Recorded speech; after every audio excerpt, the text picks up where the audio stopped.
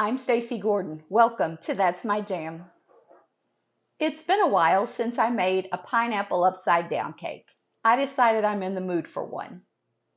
This recipe was shared with me several years ago by my friend Janine, and I think you're going to love it. Let's get started.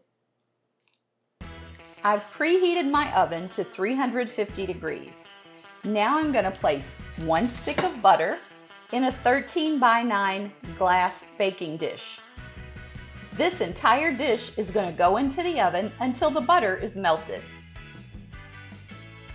Now I know most people make pineapple upside down cake with pineapple rings. There's absolutely nothing wrong with that, but I like to use crushed pineapple in this recipe.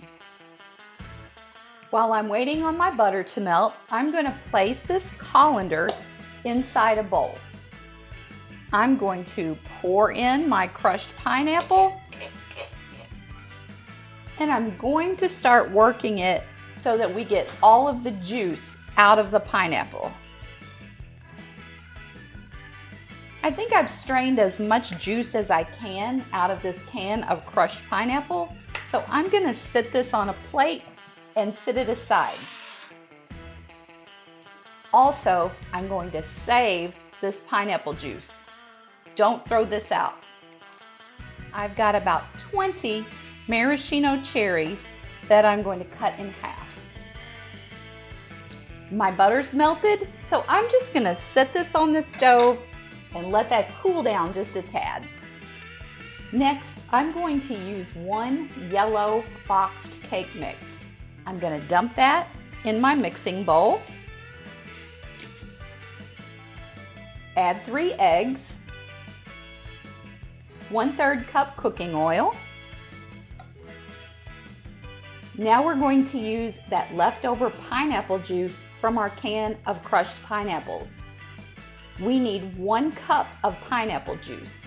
I don't quite have that, so I'm going to add enough water to get me to the 1 cup level. That's going to go into my mixing bowl. I'm going to turn this on. Mix it on a medium speed until the cake is well blended.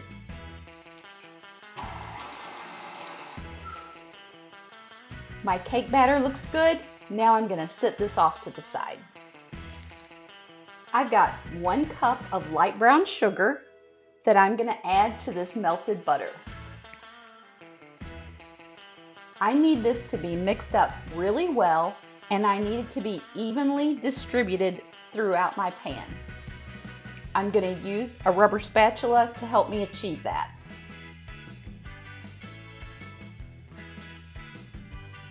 That looks great. Now we're going to use our drained crushed pineapple. Once again, I need this to be evenly distributed with the brown sugar and the butter. I'm going to use my spatula to help me achieve that as well. Next, I'm going to use those maraschino cherries that we cut in half and evenly distribute that on top of everything else.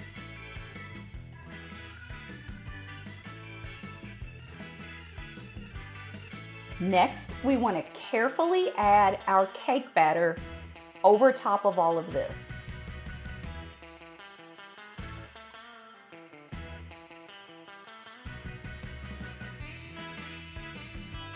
We want to be very careful not to mix these things together. We want the cake batter to be a separate layer on top of our cherries, our pineapple, our brown sugar, and our butter. Let's get this in the oven. Just in case you wonder why I'm always asking you to hit the like and subscribe buttons. This is so important for growing my channel. YouTube looks at the different types of people who subscribe to my channel and like my videos. Then it uses its algorithm to find other people with similar interests across YouTube. Once it's done that, it will randomly put my videos up in front of those people in hopes that they'll click on it. With that being said, now would be a great time to go down and hit the like button. And if you haven't already, I'd really appreciate if you'd subscribe to my channel. I baked this cake for about 30 or 35 minutes. All ovens are different. You're just going to want to put this in your oven and keep an eye on it until it's golden and the middle of it lightly springs back.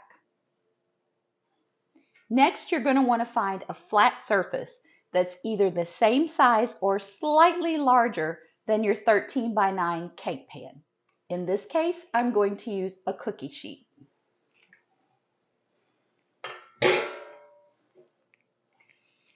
I don't care how many times I do this step, it always freaks me out. This cake is hot and you've got to be extremely careful when you do this step.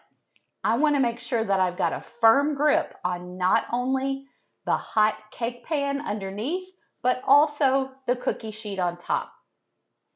If it's possible for you to flip this cake away from your body, I would suggest that you do that.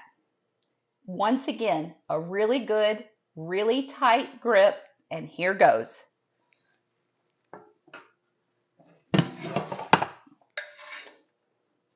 If you lose any goo in your pan, you want to just scrape that out and place it on top of your cake. This cake may not be as aesthetically pleasing as the one with the rings and the little cherries inside the holes, but in my opinion, the taste on this cake is so much better. You're going to get a bite of that crushed pineapple with every bite of cake, and the edges of the cake are just chewy and delicious with that butter and brown sugar.